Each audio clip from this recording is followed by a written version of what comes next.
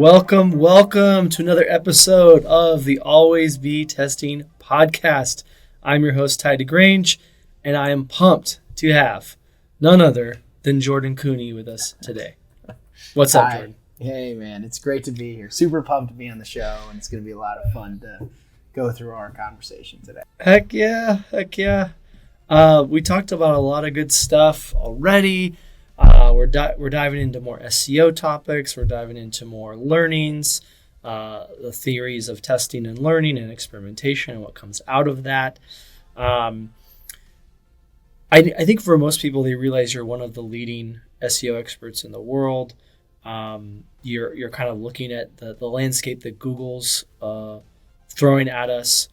Maybe start out with what has Google done recently? A lot of talk of them eating up the search engine results page, a lot of clicks going to Google. You got Moz coming out and kind of challenging them and saying hey, I'm going to do a study independently to see what the heck's going on. What's some of your view on them kind of eating the SERP page and what's happening with, how do people think about that and what should we do about it? I mean, it's still pretty early days, I'd like to say. Mm-hmm. Although a lot of people would disagree with me. They think, AI has hastened the pace of innovation. But here's my perspective on it. The pace of innovation is dictated by the consumer, right? And the consumer is Google's users, the people who are engaging with the SERP. And Google's constantly testing, constantly changing things up, some for revenue and profitability, right? Things like we'll call it the hotel finder or shopping ads or other ways to incorporate advertising and making it more sticky to searchers. But the other component that's evolving here is the evolution of the SERP and how AI is driving new experiences and how Google thinks about new experiences. And from my perspective, the generalized SERP is pretty much the same that it was just 6 months ago when the AI door just got blown open. However, Google is testing hard and fast, and I wouldn't be surprised if we see by the end of this year a strong set of introduction to AI-specific experiences that are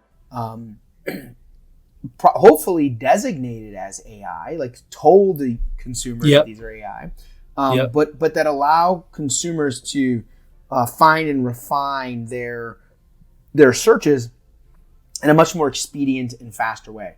So this could be more verticalization in the SERPs, so more vertical specific experiences that are powered by AI. I think there's going to be a huge disruption and a lot of disruption in local-based searches and what we see at a local level. Google has a lot of data already there through maps and ratings and other products that they've developed. And so I expect to see a lot more activity around that. And then lastly, I would actually argue that we'll see some more evolution around media and our media consumption. Today, Google allows consumers to see a lot of flexibility in media options and go to different outlets or channels. But I wouldn't be surprised if Google starts to, let's just say, give consumers the cliff notes in terms of what's happening. Interesting. So do you think it's more curation snippets brought to media? How do you think that looks for people in the media side of it? 100%. I think it's either curation, it's taking personalization, so users' behaviors and habits, to then surface more trustworthy, let's call it, media outlets or sources, and synthesizing that, actually consolidating an entire article into a paragraph and saying, hey, this is what this news article is about, right? As we're recording, there's new news coming out all the time, right? And sometimes that news is really well documented and refined, and sometimes that news isn't. This morning, Mitch McConnell had this episode where he was addressing the public and for 30 seconds just stood at the podium not saying anything. and then was escorted off by his staff. So right now, that's the news that we have right now today as we're recording. I'm sure that news story is going to evolve 6 or 7 times over the next week as we unfold what exactly happened to him. Did he just have like a heart attack? Did he brain just stop working? Did his notes all of a sudden get, infiltrated by a bunch of liberals and it said, random support for Biden? I have no idea what actually happened, but I can tell you that the news story is going to change. And what I can see Google doing is I can see them really creating a narrative in their SERP that controls what is really true or fact versus what is, us here speculating. Yeah, I mean, that could raises all kinds of questions around philosophy and feeding users what they maybe have already are leaning towards versus maybe what would be beneficial, the contrarian view, the objective view of news, which is maybe not what we're going to solve for today, but raises some philosophical questions about the power and influence of Google in itself. More germane to performance marketing and growth and what we can actually control. It doesn't sound like it's materially changing from you, but do you think it's mostly concern and preparation than it is reality? Like, brands are not necessarily massively altering their approach to SEO or approaching the SERP. Those that are making changes, kind of what are you seeing in terms of what people can do and what people are doing? What are you advising clients to do? It's a phenomenal question. And I think there's a lot that needs to be done by brands, especially brands who are very comfortable with their positioning in the SERPs.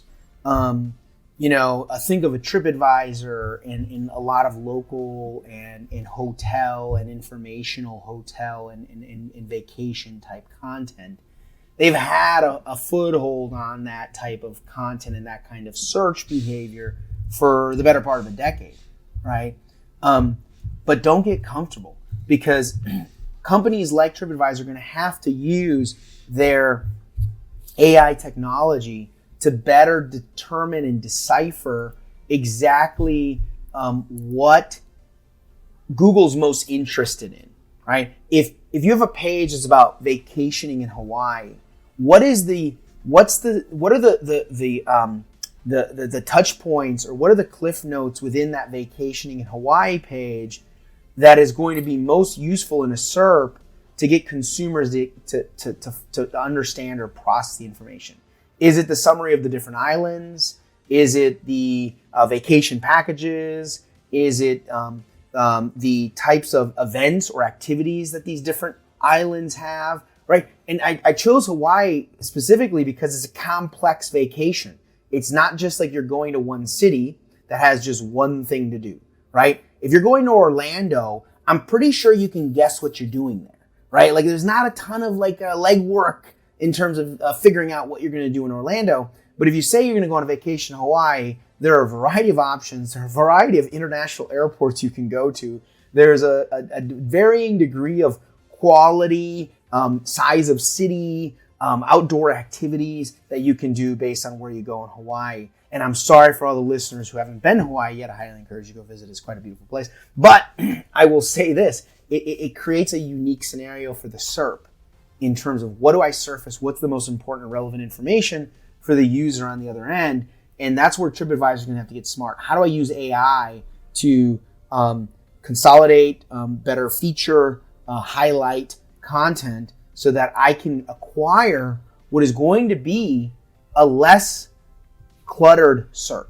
It's going to be a more clarified SERP that Google uses features like they've been using for the better part of the last decade, like people also ask, or questions, frequently asked questions in SERPs. These are features that Google puts in there because it helps users refine and identify what they actually want. Yeah. The usage of the snippets has to be going up and to the right? It just seems like it's, I don't know, are you seeing data to support that there's just more and more of that happening in the SERP? Or is it kind of a mixed result? I mean, right now, today, I don't think a ton of it is happening.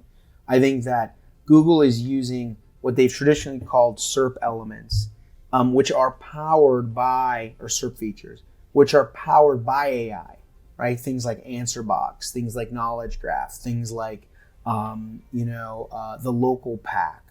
These are all powered or levered by AI, but AI as a journey in the search engine is a new way of us searching. It's introducing a new level of engagement that allows a searcher to utilize this great AI tool to help it determine an outcome, hopefully in theory, faster, more efficiently, and in a more scalable way. Yeah, I was just referring to regular old snippets. I'm finding myself using those a lot more than I have previously. So my triangulating thinking, is that what others are doing as well? Is that where the data's showing? I think that the snippet or the answer box element or some sort of summary of information is what a lot of consumers are looking for, right? They're not looking to go to the recipe page and scroll and scroll and scroll to find the ingredients. Because all I wanted was the ingredients. Come on, just give it to me. And so, yeah. So I think that's where we're at as consumers is we're okay with the SERP telling us that this is the best recipe, but we're not okay with having to spend 3 to 5 minutes going through an entire recipe page to actually find what we want because it's cluttered with ads. It's cluttered with additional information. It's cluttered with this long narrative and story about grandma passing that recipe down 16 generations. Yeah. All important context. 18 ad blocker poppers. And crazy things. And it's all great context if and only if the user wants the context. But if the user doesn't want the context, hopefully they can use AI or leverage technology like this to find what they actually need. Yeah. And back to the brands that, kind of working with closely to figure out growth and things for, what are you, there's a lot of talk about using AI to generate content. What have been results there? Are brands actually doing that effectively? Absolutely. Let's take a SERP experience that is very common today. FAQs, right? So you have a ranking result, you rank number 1, you got a couple of frequently asked questions that are relevant to that page. This happens in various categories, everything from e-commerce to travel to finance to just about everything. FAQs is a very common SERP element that shows up. One of the things you can use AI for is to help better map the intention of a question to the purpose of the page, which then can, in theory, improve the exposure or the click-through rate because you have highly relevant ask questions, right? Many of these pages already have 6, 7, 8 questions on it. But what are the ones that are most important because Google's only going to give you a preference to 2? Those are the types of things that we're working with companies to help them better use AI to, at scale, determine things like what are the best frequently asked questions to show on a page, or what are some of the best reviews to surface on this page, or how can we better map images or other media to these pages. These are the types of things that AI can help you do at scale with the right prompts and logic and data inputs to support the brand and the mission of that particular page or content. That's awesome. Let's say D2C e-com brand, let's say they're in health and wellness, say they're doing, range of 50 to 50 million a year. Let's say they've got kind of their paid machine running quite well and some good content out there, blog, reviews. Trying to kind of think of a case that might be interesting for you and what similar to what you've seen and come across. What are some of the core building blocks that they need to be thinking about now, maybe versus what's been in the past? What's kind of the checklist that they kind of need to nail at a macro level to be successful with SEO? Yeah, that's a great question. I mean, you mentioned healthcare right off the bat. So one of the big things that I think a lot about when I think of healthcare or finance is how are you going to evolve the signals you provide consumers to be a trusting website, right? And this is unique to these types of categories because of the fact that they're not just selling a T-shirt. They're a service that has huge implications to our livelihood, right? Finance and health as two examples. And if you think about a health website today, you might feature the doctors that are on the that wrote the article or that are part of the practice. You might have an About Us page that details how you've been won 17 awards that nobody knows the name of. These are things that hospitals and medical type websites often do. But we need to start thinking about evolving that trust factors and trust as a website as we move into an AI-driven world, right? And one of those trust signals might be to share with consumers when a particular page is from one of our doctors or from one of our health professionals, or if it's just an informational page that was built for marketing purposes, right? That would be interesting. Deciphering that, right? Kind of putting a notice on these pages, because we want our consumers to know that Dr. Sally over here put this lovely page together for you, or over here, some marketing guy named Jordan just happened to throw this page up there for you. Another thing that will be really interesting for health and medical to think about around trust signals and how you create these trust signals is to develop experiences that allow your consumer to adequately control the information that's being provided, right? So one of the things that I'm seeing a lot of health and medical sites do is, instead of there being just like an inquiry form or a submission form, to use some of the technology that's already available to us, right? Like just, instead of you submitting a form, how about you submit this information through your Google account, right? How about you submit this information through some other means that already can identify you, and now we don't have to have this friction of storing your data or knowing this information about you. These are really important trust signals that these types of institutions need to think about, because it changes the long-term game as to how Google analyzes and understands the importance of how you're protecting consumers' data and information. And that's becoming more and more important in an AI-driven world. And so that's when I think about health and medical is how do you evolve that, right? And how do you evolve that based on the type of content and experiences that you're serving up, everything from your profiles to the services you provide to maybe even more programmatic experiences, like if you have like a whole directory of content of some kind. Yeah.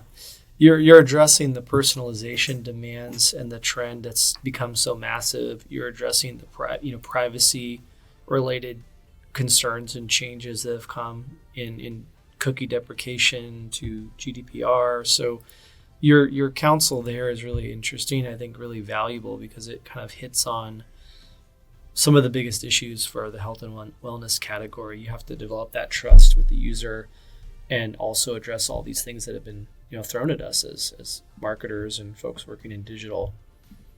Exactly. No doubt. Yeah, I love that. Topic near and dear to our heart. Two of the most disrespected, misunderstood performance marketing channels, SEO and affiliate. Here we are. Disrespected might be a little harsh. Misunderstood, miscategorized, but valued still, right? Right. Value for sure. Could bring a lot of money to your business, can work really well. There's certainly pockets of people that get it, that understand it. And a lot of people are concerned about how do we get them to play together? How do we get SEO and affiliate to kind of complement one another. I'd love to hear your perspective on this. We've talked about it over the years, from our days at eBay to various experiences with brands. But what are you seeing as ways that we can kind of make those things sing together right now? Yeah, I mean, I think that there's a lot that affiliate has always taught, not only SEO but web development in general, right? Like many affiliate players really kind of chart the path for where and how we can develop experiences for the core brand, right?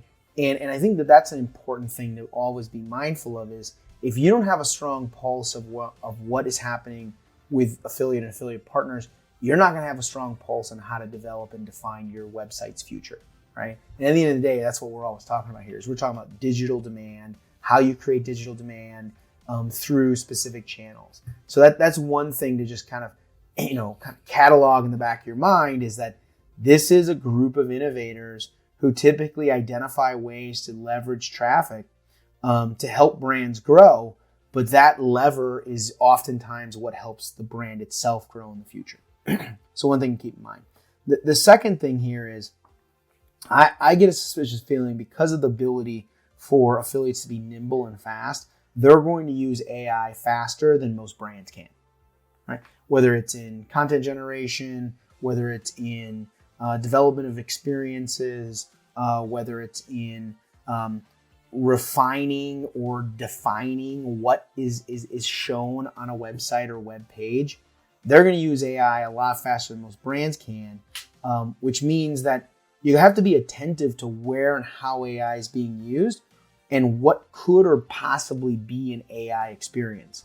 At least for the foreseeable future, the AI is going to be a Wild West. And there's not going to be a stamp on any of these websites that says built by AI. I mean, as much as I'd love for that to be the case, which it probably should be, and hopefully if any legislator of our country is listening, they'll take that to heart. We are not going to see from affiliate or from brands this designation of AI creation. So we have to be smart marketers. We have to be smart innovators to identify where and how brands or affiliates are using these technologies to their advantage, and whether or not it is something that's applicable to our business. I think that is probably the most unique way that affiliate and SEO are going to merge together, is that as affiliates develop new experiences using AI, the SEO landscape is going to change, and who and what shows up is going to change, and SEO's ability to identify that and utilize that to create points of scale, whether it is for the affiliate brand or the affiliate itself or the brands, is going to be a really kind of unique territory that we haven't seen before. Yeah, I love that.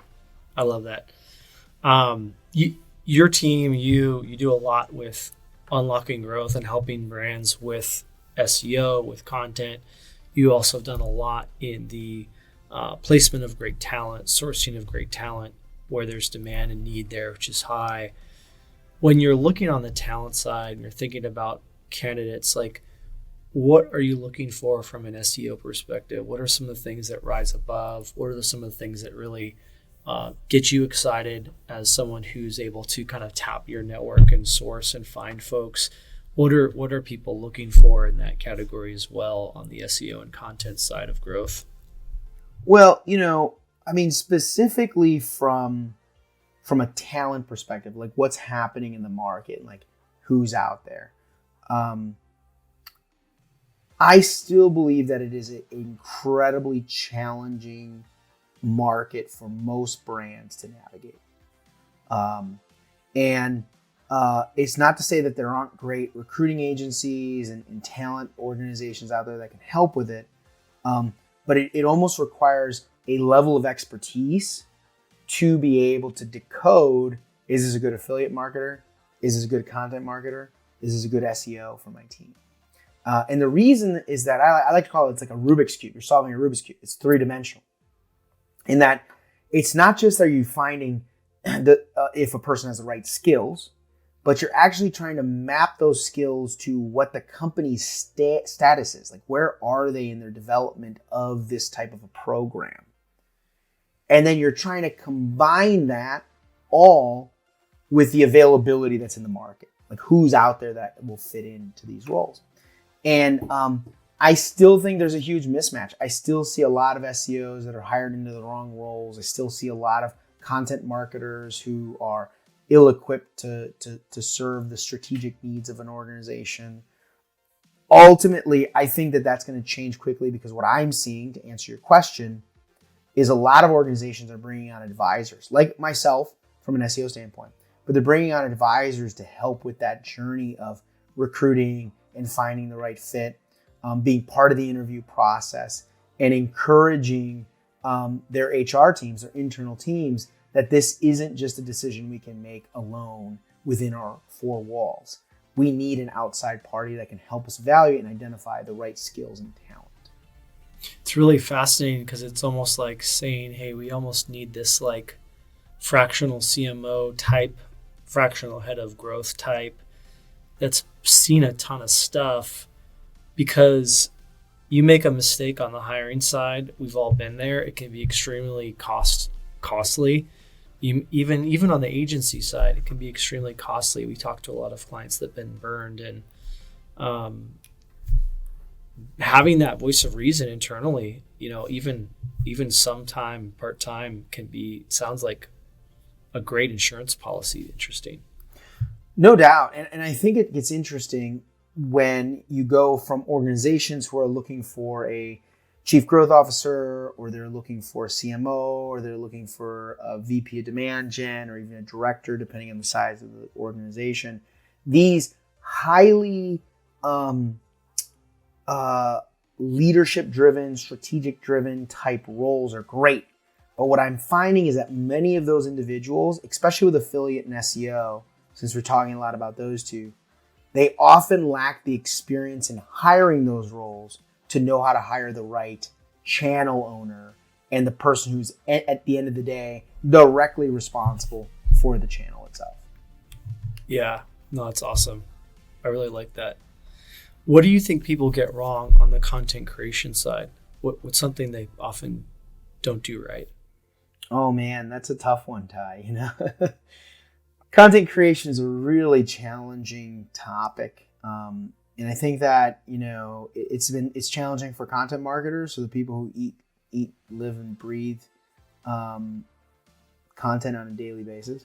It's hard for SEOs, and it's hard for brands. I think that the biggest challenge on the content side is a lack of alignment, right? Usually when I hear from my clients that volume isn't at the pace that they want it to be at, or the quality of the content isn't what they were expecting, it's usually a misalignment problem. It's a misalignment with what is being produced. It's a misalignment with how it's being evaluated. It is a misalignment organizationally towards the outcome of what is, in essence, content marketing.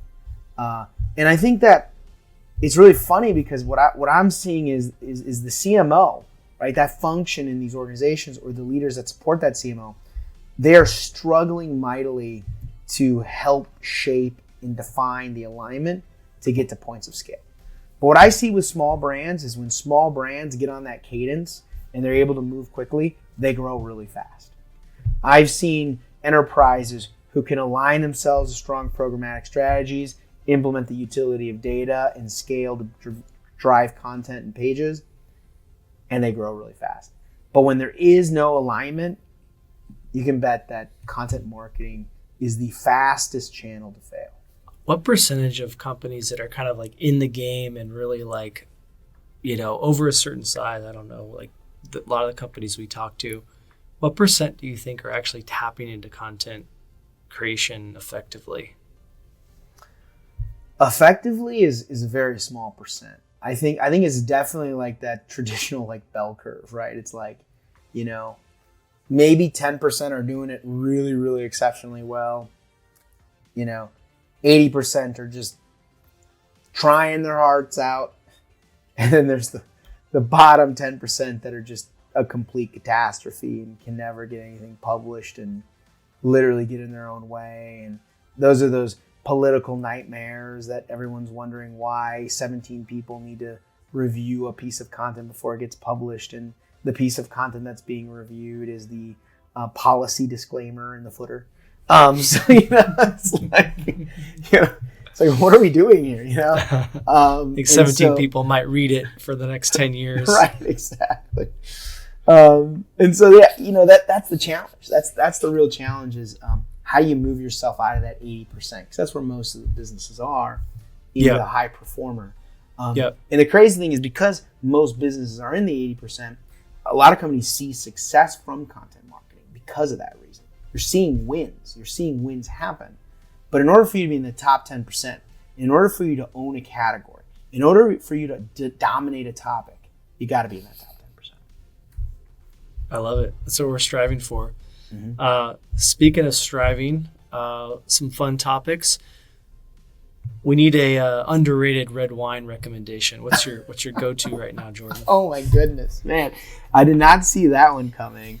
Underrated red wine. It is summertime and it is hot everywhere. So maybe I know. Maybe broaden it to wine. Period. But man, that is such a tough one for me. I would say that my underrated red wine right now is likely gonna be. We're probably gonna go. You know what? I have it. I got it perfectly. So my brother bought a case of South American red wine, and there's a great selection of the non-conventional grapes, wines coming out of Argentina, Uruguay, Chile that aren't your normal local wines from those regions, right? But I'm seeing amazing Cab Francs. I'm seeing amazing Cabernet Sauvignon, amazing Tannats that are just coming out of these regions that, most of the time you think United States or you think, Europe for those, but it's actually really fun. So next time you're at the grocery store, you're looking at some South American wines, don't go for the conventional grape. Go for the oftentimes very well-known grapes, but from those regions. That's my recommendation right now. That's amazing. I don't think anyone would have guessed that and said that, and I certainly wouldn't have, so I'm glad I asked. That's awesome. Good. Really, really important part of the pod. What on earth are the Packers going to do without your friend, Aaron Rodgers? This is a good question. So I was ready for Aaron Rodgers to depart. I was kind of getting... Understandable. Yeah, understandably. I'm speaking of podcasts. I was getting sick and tired of seeing him on podcasts. I was getting sick and tired of seeing him go into dark rooms for long periods of time. So candidly, I was ready for the drama to move on, and we've had a lot of drama. He loved it. He loved it. Yeah. I was ready for Hollywood to move on. So, the unfortunate news for the Packers is they're probably not going to win as many games. The man is talented, right? And he could sling a football, but Jordan Love, which by the way has a phenomenal name, just to be perfectly clear about his parents and how excellent they were at naming choices. The unfortunate thing is he can't sling a football like the old man Rodgers. So losses are in our future, many of them likely. If we're 8-9, I'll be proud of our season. But that's my prediction right now for the Green Bay Packers. I love it. And hey, what? It's a team game. You got to rebuild and start somewhere. It's gonna be fun to watch. Agreed. I'm looking forward to next year's draft for a new quarterback. Hey, maybe something on the market you can pick up in a trade. Who knows? If the 49ers end up with 3 good quarterbacks, we might have to. I'm willing to make a deal. I love it. Ladies and gentlemen, it's been a pleasure to have Jordan Koene, SEO content growth expert, as always, breaking down the learnings of business, marketing, life, and in this case, wine and football. Love it. What more do you want? Exactly. Great to be here. Thank you, Ty, for the opportunity. Always.